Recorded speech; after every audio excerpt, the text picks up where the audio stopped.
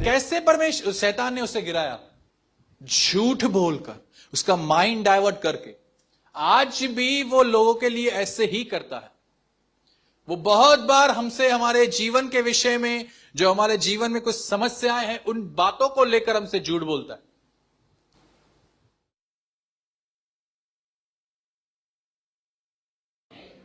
कितने लोगों को विश्वास है ये? मुझे पूरा विश्वास है खुदा हमसे बात करेंगे आज। आज का वचन बहुत ही खूबसूरत है। अगर आप ध्यान से सुनेंगे, बहुत सारे धोखे से आप बच सकोगे। ठीक है? आइए, मैं चाहता हूं हम यूहन्ना की पत्री खोलें। यूहन्ना का सुसमाचार, उसका 8 अध्याय।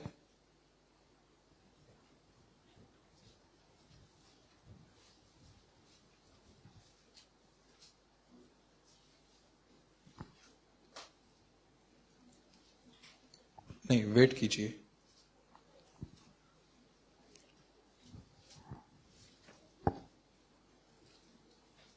मैंने रेफरेंस गलत खोल दिया।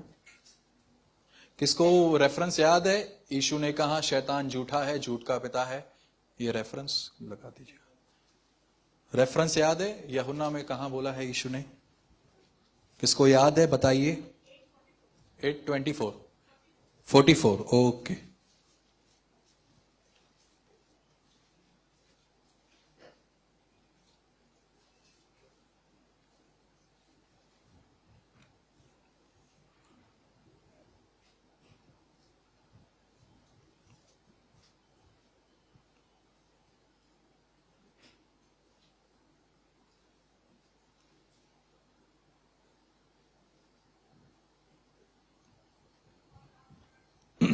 ओके, लगा दिया।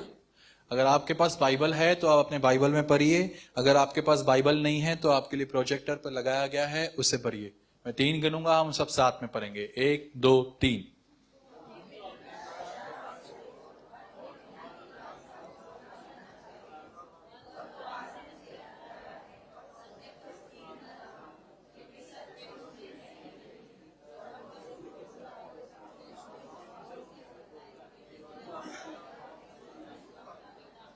ओके, देखिए अभी यहां पर ध्यान दीजिए। बाइबल में शैतान के बहुत सारे नाम बताए गए हैं। इब्लीस कहां गया है, चोर कहां गया है, सांप कहां गया है, अजगर बोला गया है। ऐसे बहुत सारे नाम दिए हैं बाइबल ने उससे, अलग अलग। एक नाम जो आज मैं आपके सामने हाईलाइट करना चाहता हूं, जो यीशु ने कहा शैतान के विषय में, कि शैतान झूठा है वरन झूठ का पिता है। आपको मालूम है शैतान जो है वो हमसे झूठ बोलता है। वो हमसे हमारे विषय में झूठ बोलता है, वो हमसे हमारी परिस्थितियों के विषय में झूठ बोलता है, वह हमसे दूसरे लोगों के विषय में भी झूठ बोलता है। जब वो झूठ बोलता है तो कैसे बोलता है? वो हमें हमारे मन में विचार देता है। याद रखिए। आइए मैं स्टार्ट करता हूं। बाइबल कहती है शैतान झूठा है, झूठ का पिता है। आपको मालूम है शैतान ने आरंभ ही से एक काम चालू किया है। स्टार्टिंग से ही उसका एक ही काम है, इंसान को पूरा दिन स्टडी करना, इंसान के जीवन की, मनुष्य के जीवन की, कि वो उसे क्या पसंद है, क्या नहीं पसंद है, वो किस चीज से डिस्टर्ब होते हैं, कौन सी चीज उन्हें अच्छी लगती है, कौन सी चीज से वो डरते हैं। स्टार्टिंग से ही शैतान ने एक मनुष्य के जीवन में ये स्टडी करना चालू किया। अब कहां लिखा है ये? आप देखिए, जब परमेश्वर ने आदम को आज्ञा दी कि तू सारे पेड़ों का फल खा सकता है केवल एक को छोड़कर, तब यशाया की यिर्मयाह नबी एक जगह पर कहते हैं कि तू अदन में था। इसका मतलब जब परमेश्वर आदम को आज्ञा दे रहा था कि तू सारे पेड़ों का फल खा सकता है सिवाय एक के, इसका मतलब शैतान वहां था और आदम को ऑब्जर्व कर रहा था अच्छे से। वो देख रहा था कि इसके जीवन में कोई ऐसी चीज है जिससे मैं इसे गिरा सकता हूं और परमेश्वर से दूर ले जा सकता हूं, पर उसे कोई चीज पहले नहीं मिली। एक दिन परमेश्वर आदम से मिलने आए और आदम से उन्होंने कहा कि तू सारे पेड़ों का फल खा सकता है सिवाय एक को। अब बाइबल कहती है वो अदन में था, वो वहां था, उसने देखा और सुना कि परमेश्वर ने आदम को यह आज्ञा दी है। अब उसने ये मौका नहीं गंवाना चाहिए था उसे। फोन लेकर आए हैं तो प्लीज साइलेंट पे कर दीजिए या बंद कर दीजिए, डिस्टर्ब हो जाता है। कोई बात नहीं। अब देखिए हुआ क्या, शैतान सांप के रूप में हवा के पास आ रहा है और हवा से झूठ बोलने लगा कि क्या यह सच है कि परमेश्वर ने इस वाटिका का किसी भी पेड़ का फल खाने से मना किया है। परमेश्वर ने ऐसे कहा था, परमेश्वर ने कहा था तू सारे खा सकता है सिवाय एक को छोड़। अब देखो शैतान हवा से यहां पर झूठ बोल रहा है, तू सब, परमेश्वर ने सबका खाने के लिए मना किया है और उसे भरमा कर उसका माइंड चेंज करके उसे फल खिलाया और उसने अपने पति को फल खिलाया। उससे कोई गाई नहीं है काम करने की, वो बहुत स्लो काम करता है, वो बहुत स्मार्ट वे से आपके अंदर कचरा भरता है जिससे आपको समझ में भी नहीं आया कि वही आपके अंदर कचरा भर रहा है और आपके अंदर कचरा भी भर जाए। वो बहुत ही गंदे गंदे, कितने लोग बहुत बार मुझे बोलते हैं कि ब्रदर मुझे बहुत गंदे विचार आ रहे हैं, अशुद्ध विचार, डर के विचार, फ्यूचर के प्रति चिंता। याद रखिए ये विचार आपके अंदर डालने वाला शैतान है। क्यों डालता है मालूम है? वो आपके अंदर एक बॉन्डेज बनाने की कोशिश करता है। बॉन्डेज समझते हैं क्या होता है? बंधन। एक की बात को लेकर आप कंटिन्यू सोचते रहते हो, आप मन फेरना भी चाहते हो, फेर नहीं पाते, चिपक कर रहता है उन्हीं विचारों में आपका मन। कितने लोगों ने अनुभव किया है? बहुत बार अनुभव किया है मैंने। आप माइंड चेंज करना चाहते हो और कुछ सोचना चाहते हो मगर चेंज ही नहीं होता है, चिपका हुआ रहता है उसी विचारों से मन आपका। इससे कहते हैं बॉन्डेज। वो आपके मन में झूठे विचार डालकर एक बॉन्डेज बनाने की कोशिश करता है।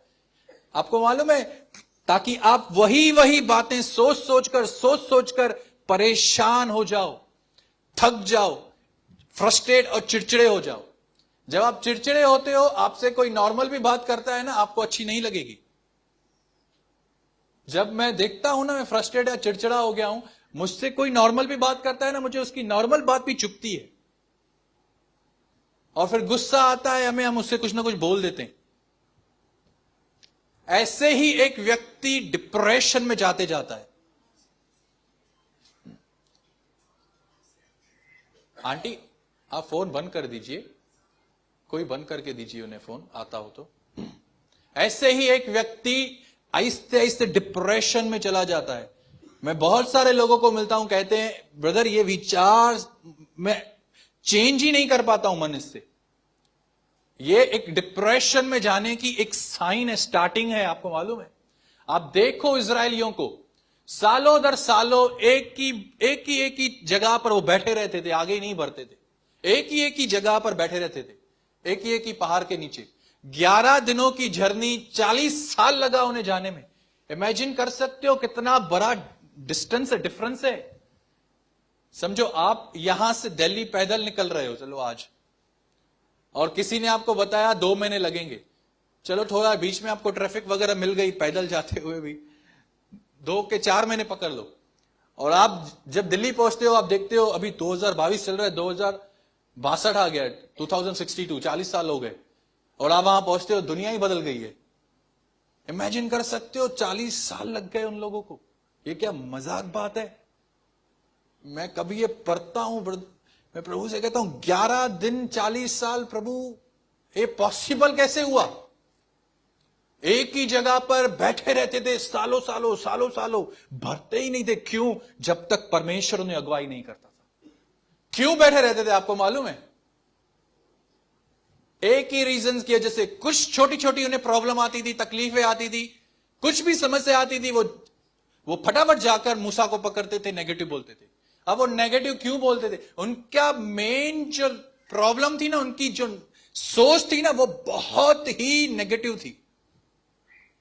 बहुत ही नेगेटिव सोच के लोग थे, तभी उन्हें थोड़ी सी तकलीफ आती थी और वो अपने मन में डर जाते थे और मूसा के पास चले जाके कुरकुराते थे। जैसे ही वो गुनाह करते थे, कुरकुराते थे, परमेश्वर का आत्मा उन्हें बादल अगुवाई करना बंद कर देता था। वो वहां ही सालों सालों 10-10 साल 4-4 साल 6 साल बैठे रहते थे एक ही जगह पर। मगर आप देखो मूसा और यहोशू के लिए पढ़ो, आप कभी नहीं देखोगे सेम परिस्थिति में मूसा और यहोशू भी उनके साथ चलते थे, मगर आप कभी नहीं देखोगे मूसा और यहोशू कभी उनके जैसे ट्रीट करे परमेश्वर से, नहीं। क्या रीजन था? मन नया था। क्यों इजरायली कुरकुराते थे, छोटी छोटी बातों पर घबराते थे? मालूम है, मन नया नहीं था, मन पुराना था। आप कभी नहीं देखोगे मूसा और यहोशू उनके साथ ही चलते थे। सेम सिचुएशन जो इजरायलियों के लिए थी, इन दोनों के लिए भी थी। उनकी मंडली के साथ ही चलते थे, मगर ये दोनों क्यों नहीं घबराते थे? क्योंकि इनकी जो सोच थी ना, वो नहीं थी। आप एक जगह पर पढ़ के देखो, एक बार मूसा ने इजराइल की मंडली में से, गोत्रों में से 10 लोगों को, 12 लोगों को अलग किया और बाहर निकालकर उन 10-12 लोगों को कहा कि तुम कनान जाओ और कनान देश को वैध लेकर आओ, मतलब वहां परख के आओ कैसा है वो देश। आप देखिए 10 वो जो 12 की 10 लोग थे वहां गए और उन सब लोगों ने वहां देखा कि ये देश बहुत अच्छा है, यहां की उपज बहुत अच्छी है, यहां पर बहुत कुछ अच्छी चीजें हैं। वहां पर उन दोनों लोगों ने कुछ, वहां पर एक दानवों को देखा, जाइंट्स को देखा उन लोगों ने कि इतने बड़े बड़े कद के लोग थे। अनकावंशी जिसे कहते थे, पुराने नियम में दानव होते थे, इतने बड़े बड़े 15-15, 14-14 फीट की हाइट होती थी। उनको आपको अगर देखना हो तो ऐसे देखना पड़ता था। उन लोगों ने उन्हें भी देखा वहां पर।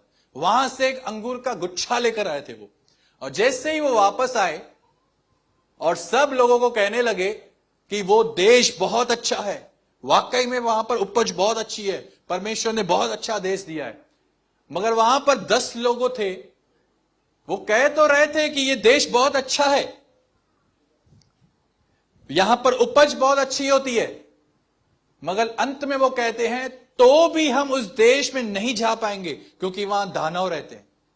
मगर वहां 2 लोग ऐसे थे जो कहते हैं नहीं, छाया उनकी तरफ से हट चुकी है, परमेश्वर हमारे साथ है। आप देखो इन 10 लोगों की सोच कैसी है, इन 2 लोगों की सोच कैसी है। आपको मालूम है यहोशू और कालेब की सोच थी, वो नहीं थी जिस तरह परमेश्वर की सोच थी ना। जिस तरह परमेश्वर जिन चीजों को देखता था ना, जिस नजरिए से, इन दोनों की भी सोच वैसे ही थी। ये भी चीजों को उसी तरीके से देखते थे, उसी नजर से जिस तरह से परमेश्वर देखता था। अब देखिए उन 10 लोग, परमेश्वर गुस्सा हो गया कि तुम नहीं जाओगे, अभी 2 लोग जाएंगे। कैसे ये सोच बदली? नीति वचन 23:7 में लिखा हुआ है, बदल लगाइए तो, आप खोलिए मत, आपका माइंड डिस्ट्रैक्ट हो जाएगा। आप यहां पर ध्यान दीजिए।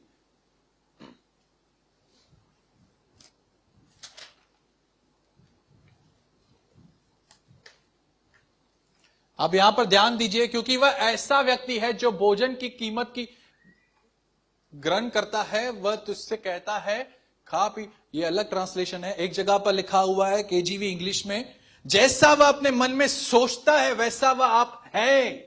आप केजीवी पढ़ के देखेंगे, अगर आप केजीवी पढ़ेंगे तो केजीवी में अलग ट्रांसलेशन है। इसका मतलब क्या? आपको मालूम है जिस तरह के विचार आपके अंदर आते हैं ना, वही विचार आपके जीवन को आकार देते हैं। जो आप सोचते हो ना, जिस भी तरीके से आप सोचते हो, नकारात्मक सकारात्मक, आप अपने जीवन को उस तरीके से पाओगे भी। ये रॉन्ग ट्रांसलेशन है, और ट्रांसलेशन आप केजीवी पढ़ के देखेंगे तो उसमें अलग है। उसमें लिखा हुआ है जैसे वह मन में आप सोचता है वैसे वह आप है भी।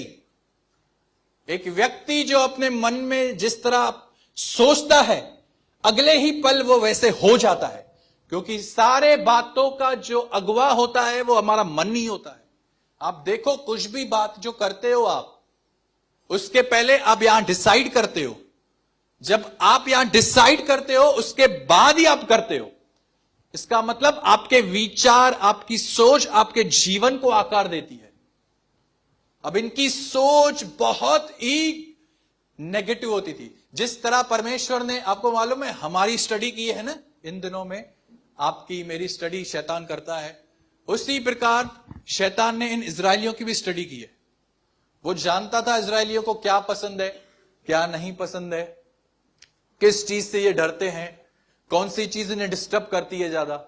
आप देखिए, जब मूसा ने बाहर निकाल कर लेकर आया और ये लाल समुद्र के यहां खड़े थे, और जैसे ही इनकी नजर गई, फिरौन पूरी सेना को लेकर वापस इन्हें पकड़ने आ रहा है।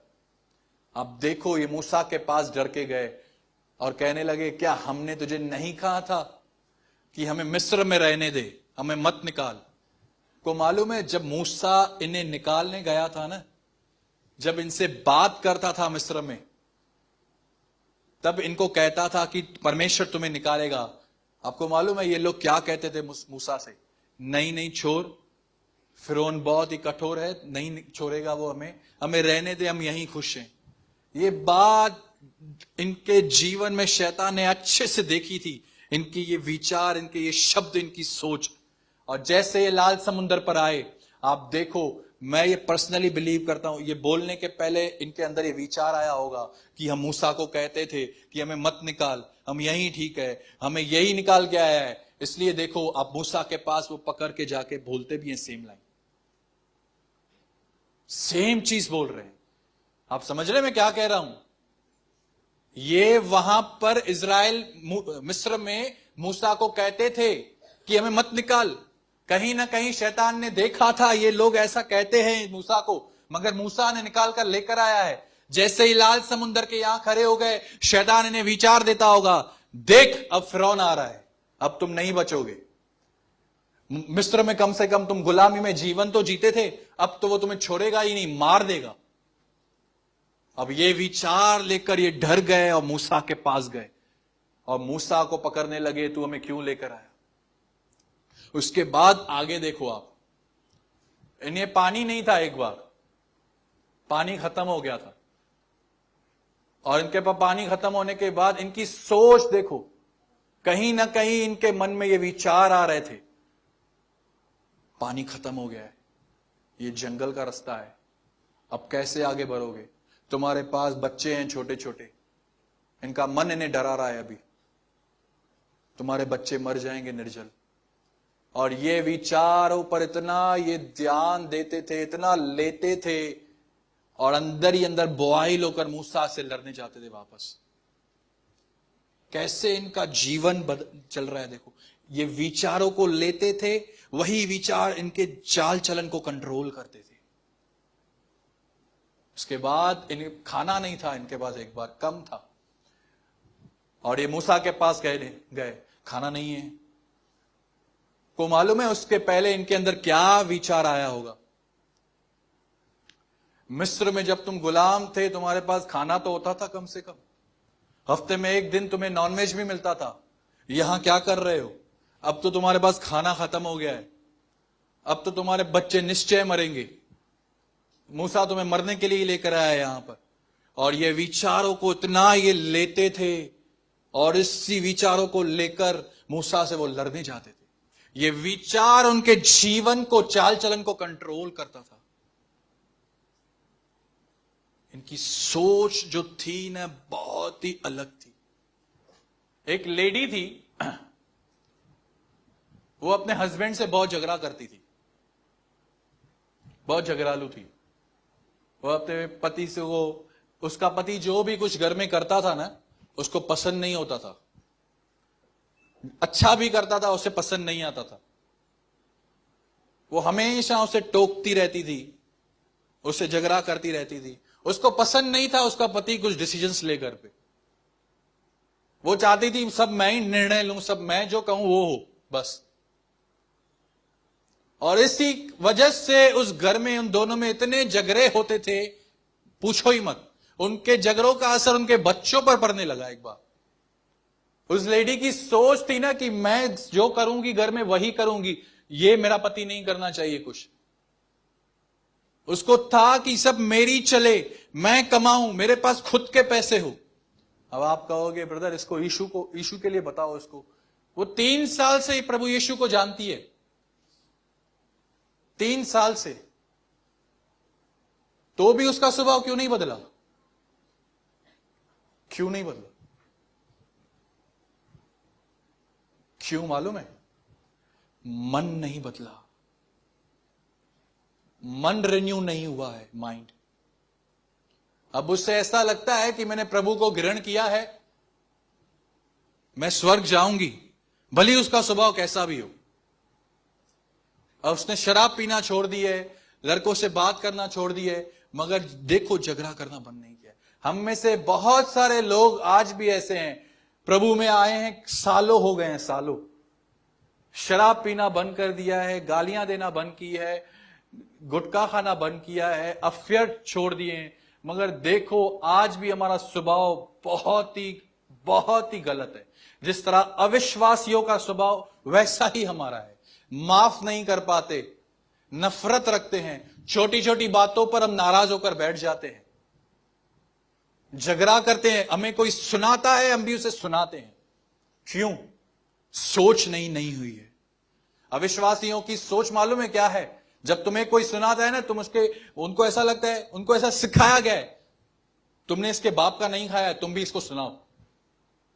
आप देखो, अगर आप भी विश्वासी होने के बाद किसकी सुन नहीं पाते, उसे सुनाते हो, तो उसका मतलब जो पहले की सोच थी वही अभी भी है, माइंड रिन्यू नहीं हुआ है। अगर आपने ये वचन पढ़ा होगा कि यीशु ने कहा सताने वालों को आशीष दो, दुश्मनों से प्रेम करो, तो आपकी सोच बदलती और आप यीशु के जीवन, जिस तरह आपने वचन में पढ़ा, उस आधार से जीवन जी पाते थे। समझ रहे हैं आप? रोमियो की पुस्तक 12 अध्याय उसका 2 वचन आप पढ़ के देखिएगा घर जाके। बाइबल कहती है, संसार के सुदर्श न बनो, तुम्हारे बुद्धि के नए हो जाने से तुम्हारा चाल चलन बदलता जाए।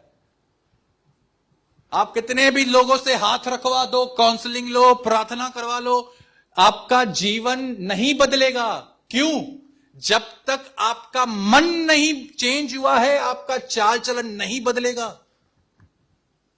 कि मैं नहीं, परमेश्वर का वचन कहता है, रोमियो 12:2 पढ़ के देखना घर जाके, तुम्हारे बुद्धि के नए हो जाने से तुम्हारा चाल चलन बदलता जाए। जब तक ये रिन्यू नहीं होगा, आपका चाल चलन नहीं बदलेगा। आज इसको लोग पढ़ते ही नहीं है, कभी पढ़ते हैं कभी नहीं पढ़ते, डिसिप्लिन ही नहीं है, कुछ भी डिसिप्लिन नहीं। इसलिए हम शैतान हमें हमारी परिस्थितियों को, आप मुझे बताइए, आप जब बीमार होते हैं कभी समझो, और डॉक्टर के पास जाते हैं और दवाई देते हैं डॉक्टर आपको, और आप ठीक नहीं होते हो, दूसरे दिन पे फिर से डॉक्टर के पास जाते हो। अब डॉक्टर आपको कहता है ब्लड टेस्ट करवाओ, और जब आप ब्लड टेस्ट करवाने जाते हो, जब तक आपके हाथ में ब्लड टेस्ट आए और डॉक्टर को आप दिखाओ, मालूम पड़े क्या है, आप इस एक दिन के पीरियड में जो कुछ आवर्स रहते हैं, कुछ घंटे रहते हैं, आप देखो आप हमारी हालत क्या होती है। कितना झूठ बोलता है हमारे मन में शैतान, पता नहीं क्या होगा, कुछ बड़ी बीमारी नहीं हो, अगर तू चला गया तो तेरा घर कौन संभालेगा, वो मरने तक लेकर जाता है। 3-4 साल पहले मुझे कुछ हुआ था, तो मैंने डॉक्टर के पास दवाई लेने गया था, तो ठीक नहीं हो रहा था, उसने बोला ब्लड टेस्ट करवा, मैं देखूं क्या है। बिलीव कीजिए, जब तक शाम तक मेरे पास रिपोर्ट्स आए, तब तक मेरे मन में सैकड़ों ख्याल आ गए, पता नहीं क्या होगा। और हम क्या करते हैं मालूम है, उसके इस विचारों पर विश्वास करके पूरा दिन सोचते हैं क्या होगा, और खुद को परेशान करते हैं बैठ के। देखो कैसे उन परिस्थितियों को लेकर शैतान हमें भरमाता है, कैसे भरमाता है। सपोज आपकी सास ने आपको कुछ बोल दिया कि ये काम तूने क्यों नहीं किया, ठीक से नहीं किया है, मैं तुझे बोल के गई थी, और आपको गुस्सा आता है। क्यों आता है गुस्सा मालूम है? उसी दौरान आपको शैतान ख्याल देगा, इसको तेरा काम पसंद ही नहीं है, तू कितना भी अच्छा कर, तेरे में से गलती ही निकालेगी। उस दिन उसने खुद ऐसा किया था, आज तूने ऐसा किया है, तो उसे पसंद नहीं आ रहा है, और आप इन विचारों को उसके से ले लेते हो, हाँ बराबर बोल रहा है तू, और अपने सास से झगड़ा करते हो। मैं आपसे पूछता हूं, आपकी बहू कुछ मिस्टेक करती है समझो, तो आपका मन में कौन से ख्याल आते हैं? कैसी मिली है, काम भी ठीक से नहीं करती, एक तो कुछ मायके से लेकर भी नहीं आई, ऊपर से काम भी नहीं करती, फिर वो कुछ मिस्टेक करे और आपके मन में ये शैतान ख्याल डालता है और आप अंदर ही अंदर सोचते रहते हो। फिर दूसरी बार उसने मिस्टेक की, फिर सेम ख्याल अंदर ही अंदर बॉयल होते रहते हो। थर्ड टाइम उसने मिस्टेक किया, फट परे बोल दिया आपने उसे, है कैसी, एक तो कुछ लेकर नहीं आई, ऊपर से रुबाब दिखाती है। कैसे बोला आपने? किसने कंट्रोल किया आपके मन को? आपको मालूम पड़ रहा है आपको इस परिस्थिति को लेकर कौन आपसे बात कर रहा है? कौन बात कर रहा है? जो विचार आप लेते हो ना, वही विचार आपके जीवन को गाइड करते चलाते हैं। जिस विचारों के साथ एग्री हो गए आप, वही विचार आपके चाल चलन में दिखेंगे, वही काम। अब ब्रदर, माइंड रिन्यू कैसे हो? कितने लोग चाहते हैं माइंड रिन्यू हो? यीशु ने कहा तुम सत्य को जानोगे, सत्य तुम्हें स्वतंत्र करेगा। सत्य का कैसे मालूम पड़ेगा कि क्या सत्य है क्या झूठ है? जब तक आपको नकली नोट की पहचान करनी है, असली नोट को पहचानना पड़ेगा ना आपको, तभी आप नकली को पहचान पाओगे। कैसे मालूम पड़ेगा कि आपके अंदर कौन से विचार कहां से आ रहे हैं? क्यों पुराने नियम में परमेश्वर ने याकूब का नाम बदलकर इज़राइल रखा? कभी सोचा है आपने? जब भी उसे कोई बोलता होगा इज़राइल, तो उसे वो याद आता होगा कि कुछ समय पहले परमेश्वर ने मेरी टांग तोड़कर मुझे ये नाम दिया था, और उससे उसकी भलाई याद आती होगी, मेरा जीवन पहले कैसे था, और उसने मेरे टांग तोड़कर मुझे नया नाम दिया और मेरे जीवन को बदल दिया। उससे परमेश्वर की, उस नाम जो भी कोई लेता था ना, उससे परमेश्वर की वो बातें याद आने लगती थी और उसका माइंड रिन्यू हो जाता था वापस, और उससे परमेश्वर की भलाइयां याद आती थी, फिर भलाइयां, और कभी फिर वो तेरी चाल नहीं चलता था। क्यों परमेश्वर ने इब्राहिम से इब्राहिम रखा उसका नाम? पुराने नियम में परमेश्वर ने इब्राहिम को वादा किया था कि मैं तुझे बेटा दूंगा। 75 के एज में 25 साल हो गए, उससे बेटा नहीं हुआ, बाइबल कहती है। मुझे बताइए कितना निराश होता होगा वो, कितना निराश होता होगा कि मुझे प्रभु ने कहा है तो भी बेटा नहीं दिया है प्रभु ने। और उसी दौरान जब ये निराश होता होगा, कोई व्यक्ति इसको बोलता होगा इब्राहिम, इब्राहिम नहीं इब्राहिम, नया नाम जो प्रभु ने उसे दिया था, उससे वो बात याद आती होगी प्रभु की, ओ ये नाम मुझे परमेश्वर ने दिया है और ये नाम देकर मुझे बोला था मैं तुझे बेटा दूंगा। और उसका माइंड रिन्यू हो जाता था, वो निराशा से आशा में आ जाता था और उसका चाल चलन बदल जाता था, आशा से जीने लगता था वो, आशा से। ये तो पुराना नियम था जहां पर लिखित वचन नहीं था, परमेश्वर लोगों से बात करते थे। आपको मालूम है अब परमेश्वर ने लिखित वचन दिया है हमें, ये ताकि हम इससे पढ़ें, इससे पढ़ने के द्वारा हमारा मन नया हो, रिन्यू हो। जब आपको कोई सुनाएगा तब आप कैसे जानोगे कि यहां पर परमेश्वर की इच्छा क्या है, मैं क्या करूं, चुप करके सुनूं कि सुनाऊं? जब आपने पढ़ा ही नहीं होगा इसमें कि यीशु ने कहा है तुम दुश्मनों से प्रेम करो, तो वहां पर आप कैसे यीशु के इच्छा पे चल पाओगे? मुझे बताइए, मुझे बताइए।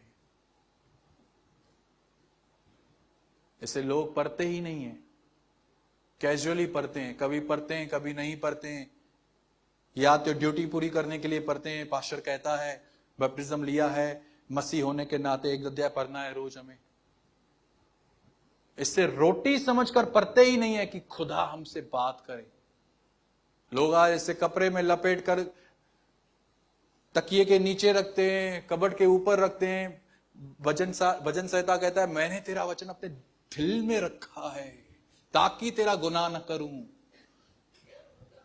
ये अंदर होगा तो ही आप गुनाह से बचोगे, तो ही आप खुदा की इच्छा में जी पाओगे, अदरवाइज नहीं। जब तक आपकी सोच नहीं बदल रही है तब तक आपका चाल चलन नहीं बदलेगा। ये करना बंद करो, काउंसलिंग लेना, मैं क्या करूं, मेरे लिए प्रार्थना करो, मुझे बहुत गुस्सा आता है, मैं यहां ये ऐसा यहां कमजोर हूं, मैं यहां कमजोर हूं। इसे पढ़ो, इसके थ्रू आपका माइंड रिन्यू होगा। जब आप बीमार पड़ोगे ना और शैतान आपको विचार देगा, देख पता नहीं क्या हो गया है तुझे, तब पवित्र आत्मा आपको वो वचन खुदा का याद दिलाएगा, डर मत, उसी ने तेरे सारे रोगों को ले लिया है। आप इनकरेज हो जाओगे और आपका माइंड चेंज होगा, आपकी थिंकिंग परमेश्वर के जैसे हो जाएगी और आप उसकी इच्छा में चल पाओगे। अदरवाइज कभी नहीं। एक परमेश्वर के दास ने कहा, अगर आप बाइबल नहीं पढ़ते हो तो आप डिजर्व करते हो धोखा खाने के, डिजर्व करते हो। कैसे आप परमेश्वर की इच्छा में चलोगे? हम इंडिया में रहते हैं ना, इंडिया के लोग कैसे चलेंगे? जब इंडिया के लोगों को कस्टम्स मालूम रहेंगे, इंडिया के संविधान, क्या बोलते हैं उसको, संविधान, वो कुछ मालूम होगा तभी हम चलते हैं ना उस तरीके से। वैसे ही ये संविधान आपको नहीं मालूम होगा ना, परमेश्वर की इच्छा में नहीं चल पाओगे। इसे पढ़िए समय निकाल कर, इसमें आप ही का फायदा है। आप देखो शैतान के धोखे में आकर कितने लोग आज अपने मन में डिप्रेशन में से सफर कर रहे हैं। प्रॉब्लम बाहर नहीं है, प्रॉब्लम यहां पर है, थिंकिंग में। आपका मन आपको वो बातें दिखाता है जो है भी नहीं। प्रॉब्लम बाहर नहीं है। इसे पढ़िए। अगर आपको ऐसा लगता है कि ब्रदर मैं नहीं पढ़ता, इसे स्टार्ट करो पढ़ना। कंडेम फील मत करो। आपके विषय में भी आपको शैतान बहुत बार झूठ बोलता है। कैसे बताऊं? जब आप कोई चीज ऐसी कर लेते हो जो आपको नहीं करनी, जो परमेश्वर के खिलाफ है, उस समय भी आपको वो विचार देता है, कैसा है तू, कल तूने सुना था ये मत करना, फिर आज तूने किया। और आपको ये विचार डाल डालकर आपके प्रति ही आपको गलत विचार देकर आपको कंडेम फील करवाता है और आप अपने आप को नापसंद करते हो। परमेश्वर ने आपके कामों के साथ आपको ग्रहण किया है, आपके कामों को छोड़कर नहीं, कामों के साथ।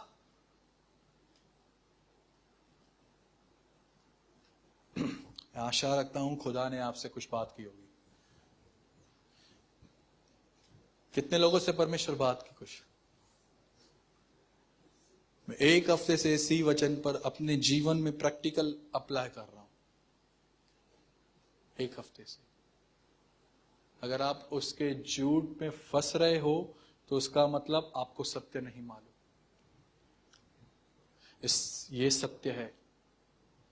इसे ड्यूटी पूरी करने के लिए मत पढ़ो। हर दिन परमेश्वर के पास जाओ, उससे कहो प्रभु देख मैं बहुत परेशान हूं, मैं बहुत ही जल्दी निराश हो जाता हूं, मुझे समझ में नहीं आता है कौन सी, कभी कभी अपने जीवन के भिन्न भिन्न परिस्थितियों में मुझे क्या करना है। प्लीज तू मुझे अपना मार्ग दिखा, प्लीज अपने वचन के द्वारा मुझसे बात कर। उससे कहिए तूने कहा है सत्य को जानोगे, अब सत्य क्या है मुझे बता। अपने वचन को बेचकर बाइबल कहती है भजन सहायता में वो लोगों को चंगा करता है, चंगा करता है। आपके वजन से भी ज्यादा हैवी आपके विचार हैं, वही आपको सफर करवाते हैं। वही आपकी प्रॉब्लम आपको सफर नहीं कराती जितना आपके विचार आपको सफर कराते हैं। कृपया बुद्धिमान बनिए, इससे उठाइए, पढ़िए। मैं फिर से कह रहा हूं, आपका जीवन बदल जाएगा। जब ये आपके मन में जाएगा, परमेश्वर आपको ज्योति देगा ना, आपका मन नया होगा ना, आप जीवन का आनंद ले पाओगे। आपने कभी देखा है पौलुस इतनी तकलीफों में होने के बाद भी वो क्यों आनंदित था? क्यों? क्योंकि उसकी थिंकिंग जो थी परमेश्वर के जैसे हो गई थी। जिस तरह परमेश्वर चीजों को देखता है ना, उसकी सोच वैसे हो गई थी। यूहन्ना प्रकाशित वाक्य में कुछ और देख रहा है, पृथ्वी सत्यानाश हो रही है।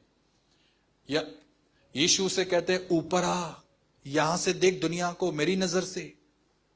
परमेश्वर चाहता है उसकी और हमारी सोच एक हो। जिस तरह वो सोचता है उसी तरह हम भी सोचें। जब आपकी सोच एक होगी तो उसकी मर्जी हर जगह पर आपको समझ आएगी और आप चल पाओगे। ठीक है, मैं प्रभु को महिमा देता हूं सारी। मैं आशा रखता हूं प्रभु ने आपको कुछ सिखाया होगा। कोई थोड़ा टफ वर्ड था, मगर मुझे लगा हम इससे बहुत आजाद हो सकते हैं। ठीक है, अपने बाजू वाले से कहिए, अपने पड़ोसी का हाथ पकड़िए, बहनें बहनों का, भाई भाइयों का, बोलिए बाइबल पढ़िए, वचन पढ़िए, उसमें से ही आप आजाद होंगे। आमीन। आइए हम खड़े हो जाएंगे।